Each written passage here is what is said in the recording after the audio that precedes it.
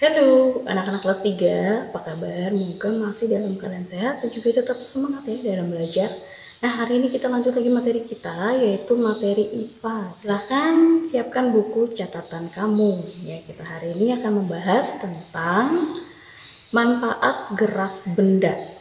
Ya, seperti yang kita ketahui kemarin, kita udah belajar nih tentang gerak benda, kemudian faktor yang mempengaruhinya.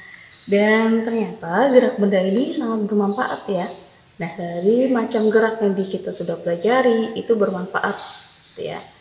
Nah, contohnya misalnya adalah gerak berputar. Gerak berputar dimanfaatkan pada kipas angin kan. Jadi, manfaat gerak itu ya akan menghasilkan angin, dan angin itulah yang akan memberikan kesegaran bagi kita.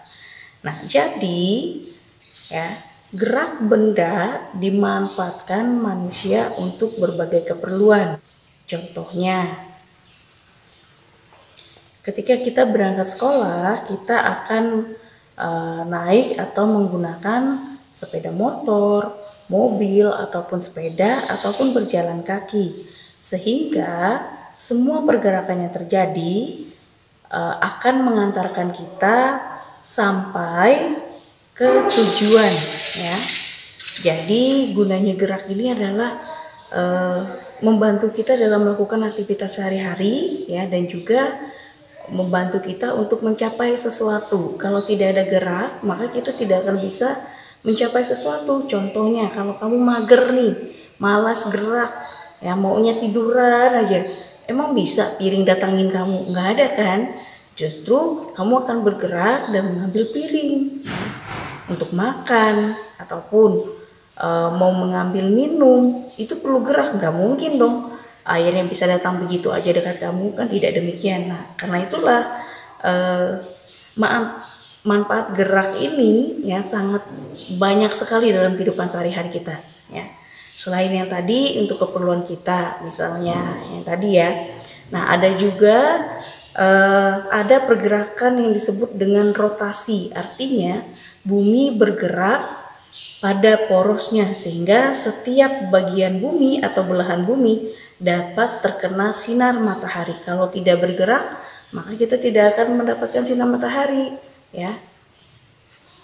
Kalau bumi tidak berotasi, tidak bergerak, kita akan selalu misalnya dapatnya pagi aja terus, nggak pernah malam, ataupun dapatnya malam aja terus, nggak pernah pagi. Nah, seperti itu kalau kita tidak ada gerak benda. Tapi karena adanya gerak benda ini, maka akan membantu kita dalam kehidupan sehari-hari ya.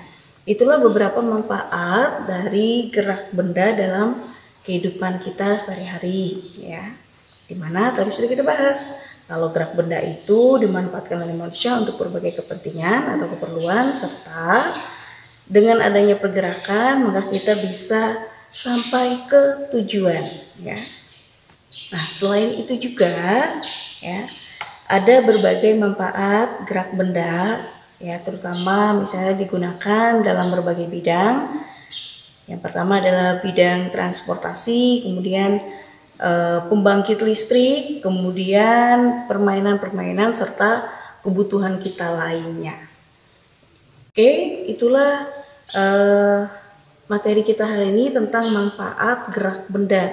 Bu harap dari apa yang sudah Ibu sampaikan tadi bisa kamu tuliskan poin-poin pentingnya ya tentang manfaat gerak benda ini ya.